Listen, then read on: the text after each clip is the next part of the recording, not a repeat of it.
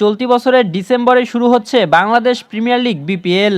দেশের ফ্র্যাঞ্চাইজি ভিত্তিক সবচেয়ে বড় এই টি-20 টুর্নামেন্ট আয়োজনের দায়িত্ব পেয়েছে নবনির্বাচিত বিসিবি সভাপতি আমিনুল ইসলাম বুলবুল। সদ্য অনুষ্ঠিত বাংলাদেশ ক্রিকেট বোর্ডের নির্বাচনে সভাপতি পদে বিজয়ী হওয়ার পর মঙ্গলবার নতুন পরিচালনা পরিষদের প্রথম সভায় বুলবুলকে আসন্ন বিপিএলের দায়িত্ব দেওয়া হয়। এছাড়া নতুন দায়িত্ব বন্টনে ক্রিকেট অপারেশনস বিভাগের দায়িত্ব পেয়েছেন নাজমুল আবেদিন ফাহিম। সহ সভাপতি হিসেবে দায়িত্ব পালন করবেন ফারুক আহমেদ ও সাখাওয়াত হোসেন।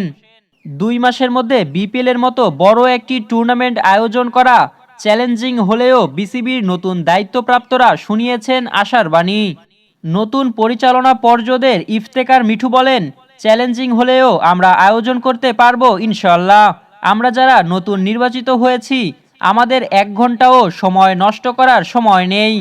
গত নির্বাচনে ক্যাটাগরি 1 থেকে পরিচালক পদে বিজয়ী হয়েছিলেন আমিনুল ইসলাম বুলবুল ও নাজমুল আবেদিন ফাহিম।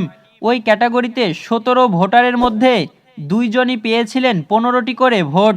বিনা প্রতিদ্বন্দ্বিতায় সভাপতি নির্বাচিত হন সাবেক অধিনায়ক বুলবুল।